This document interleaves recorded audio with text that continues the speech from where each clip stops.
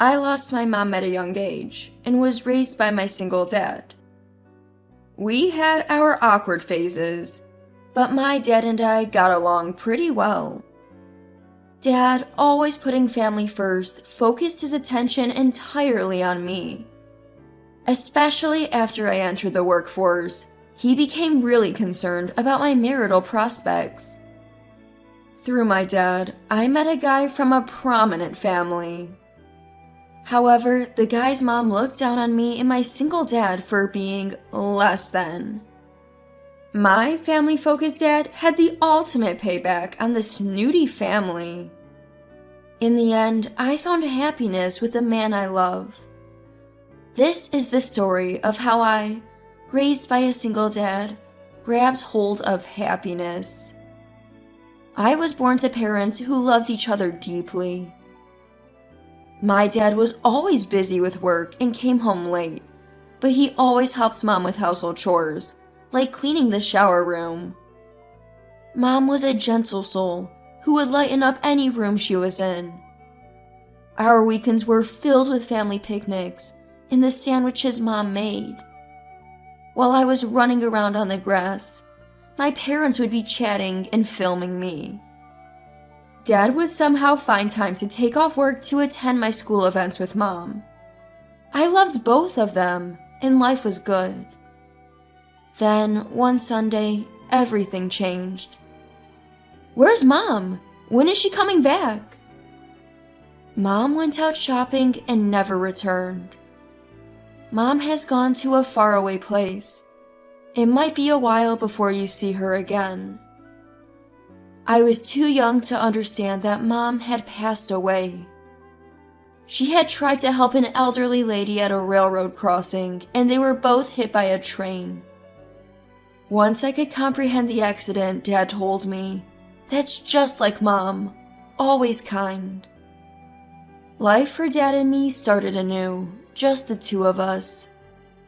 After Mom passed away, Dad went to great lengths to raise me all by himself. He'd get up early to make lunch for sports day, and never missed any of my school events. But as I grew older, I started to miss Mom, and even had fights with Dad. Once I hit high school, the typical teenage girl worries caused me to grow distant from Dad. My dad's concern for me started to feel more like a burden, and there were times when I said really hurtful things to him. "Why do you keep asking about what happened at school? It's annoying. Leave my life decisions to me. So what if I'm late? Why do you care so much? Just leave me alone." Looking back, I realized Dad was always thinking of me because Mom wasn't there anymore. Maybe I was a bit hard on myself back then. I heard later that my dad had been worrying about me, even going so far as to consult his colleagues and my mom's old friends. Looking back, I wish I'd been a bit nicer to him. Sometimes his excessive concern about my education and school life would get on my nerves, and I'd act out. But thanks to his support, I got into my top choice university. When I got to college, I understood where he was coming from, and things between us smoothed out. I apologized for my teenage rebellion, and he laughed and forgave me. Around the time I started college, Dad started coming home a bit earlier. I often cook dinner ahead of time, and we eat together after reheating it. By then, we could also reminisce about Mom. I remember how happy he always looked when he heard about my college life. Come to think of it, ever since Mom passed away, he's only ever wanted to hear about my life, never talking about his work or complaining about anything. College was a good chapter for me and Dad. I joined the tennis club and really enjoyed it. I even confessed my feelings to a cool senior and had a relationship. When I told Dad about my boyfriend, he was both excited and cautious, saying, "Be careful, let me know if anything happens. Marriage comes after graduation." Unfortunately, that relationship ended within 6 months due to misunderstandings. but I'm still in touch with Nicholas and Olivia, classmates I met through the tennis club. It was a really close-knit and fun group. I had always dreamed of becoming a teacher. After college, I was able to fulfill that dream. I was 4 years into my career as an elementary school teacher. I'd been living on my own ever since I started teaching. Seeing my dad's face after such a long time was a shock. He seemed to have aged so much in just a year. His face was wrinkled and he had more gray hair. Even picking up a magazine seemed to be a struggle for him. "Dad, let me get that for you," I offered, helping him around the house. He told me not to, but I went ahead and changed all the light bulbs in the house. Both he and I felt his decline. "Hey, Lily, how about settling down?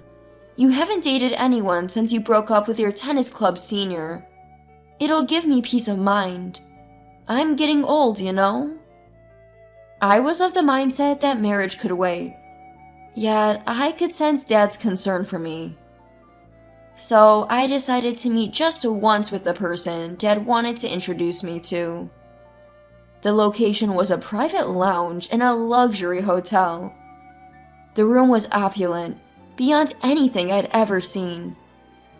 The man I was meeting was wearing an incredibly expensive-looking suit, and his mother Elizabeth, dressed in an equally lavish dress, was with him. According to Dad, the guy was from a prestigious family that's been around for over 200 years. His name was Christopher.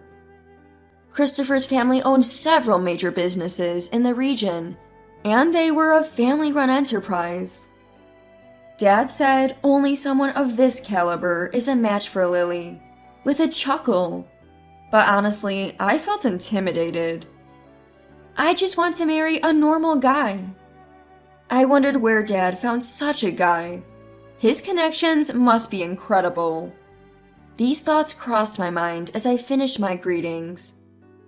"Nice to meet you. I'm Lily. Thank you for having me today." However, Elizabeth immediately started commenting on my lack of a mother. "It's so sad you were raised by just your father. We raised Christopher as a couple. A family needs both parents," she said, repeatedly pointing out my motherless upbringing. Christopher was very quiet whenever his mother spoke, nodding in agreement. He must be a mama's boy. When the topic turned to careers, Elizabeth seized the opportunity to boast about her son. "Christopher will eventually be a CEO, you know. He'll be in charge of multiple companies. And that's because we, as a married couple, raised him," she said. Throughout the conversation, she frequently criticized the concept of a single father. Moreover, when I mentioned being a teacher, she said, "Oh my, it's so unfortunate for the children that you, raised by a single father, are a teacher. I'd move my kids to another school. They really have lax hiring criteria for teachers, don't they?" Honestly, the conversation was far from enjoyable, and even the luxurious meal tasted awful when shared with Christopher and Elizabeth. I later heard that Elizabeth is domineering towards everyone and brags about her prestigious family. I wondered how long I'd have to endure this company. Every time she opened her mouth, it was about how she was destined to marry into a prestigious family or become a CEO, or how being a single father was some kind of issue. I was over it. What really hurt was when she seemed to criticize my dad, who's worked so hard to raise me on his own. Things reached a breaking point when Elizabeth started complaining about my job. At this point, there's no use in talking further. We're leaving. I'm looking forward to the news tomorrow morning. With that, my dad and I left the fancy hotel lounge. Elizabeth was shouting something as we left, but Dad closed the door firmly behind us, ignoring her. "I can tolerate her looking down on me, but I won't stand for her demeaning you, Lily."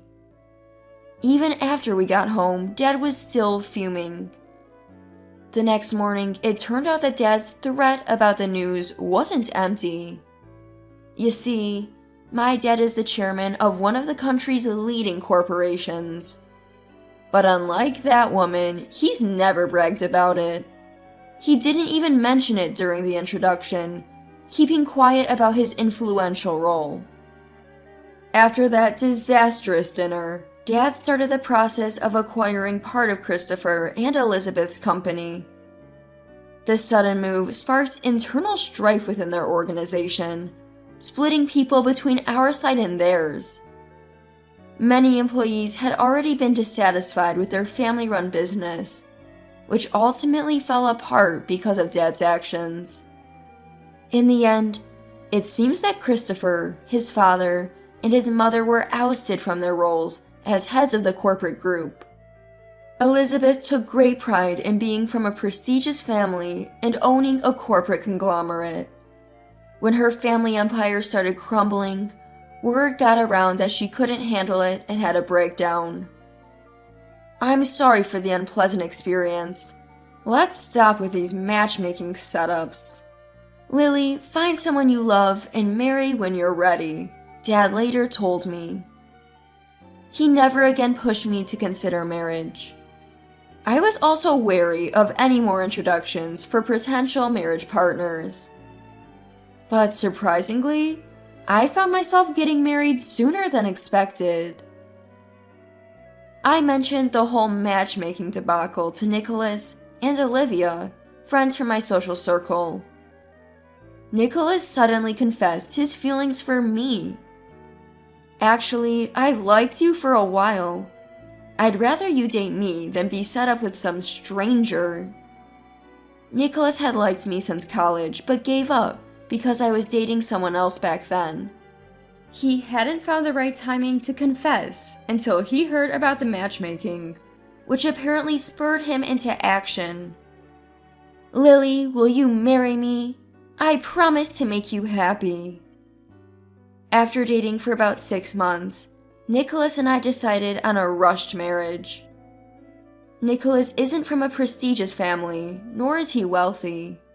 He's just an average guy, from an average family, working at an average company.